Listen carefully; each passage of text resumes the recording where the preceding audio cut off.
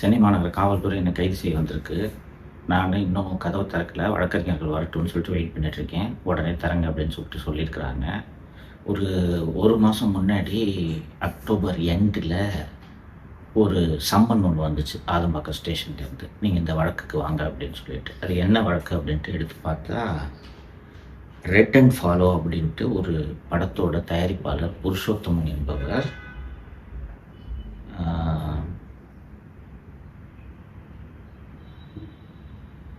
27/6/2025 அன்று என்னை 30/6/2025 அன்று என்னை அலுவலகத்துக்கு வந்து பார்த்து, எனக்கு வந்து நீங்கள் என்னை பற்றி தப்பாக பேசிட்டீங்க அந்த வீடியோவில், அந்த வீடியோவை நீக்குங்க அப்படின்ட்டு சொன்னதாகவும், நான், மாலதி, அலுவலகத்தில் இருந்தவங்க எல்லோரும் சேர்ந்து அவனை அடித்து, டேய் இன்னும் 10 லட்ச ரூபா கொடுத்தா தான் வீடியோவை நீக்குவேன் அப்படின்னு சொன்னதாகவும், அவன் கையில் வச்சிருந்த ஒரு 2 லட்ச ரூபாயை பிடுங்கிக்கிட்டதாகவும் ஒரு எஃப்ஐஆர் அப்படின்ட்டு அலிகேஷன் அப்படின்றது தெரிய வந்துச்சு. உடனே நான் அந்த சம்மனுக்கு பதில் சொல்லும் விதமாக, இது முழுக்க முழுக்க பொய் வழக்கு, இப்படி ஒரு சம்பவமே நடக்கலை, நீங்கள் சொல்கிற அந்த புருஷோத்தமன் ஆளோ யாரோ வரவே இல்லை, இதை என்னோடய விளக்கமாக ஏற்றுக்குங்கன்னு சொல்லிட்டு ஒரு பதில் கடிதம் நான் அனுப்பிச்சிட்டேன்.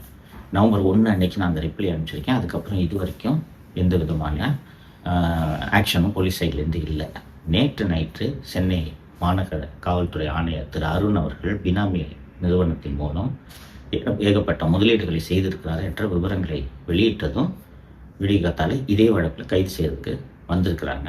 வழக்கறிஞர்கள் வந்த பிறகு தான் கதவை திறக்க முடியும், வெயிட் பண்ணுங்கன்னு சொல்லியிருக்கேன். இது உங்களுக்கான அப்டேட்.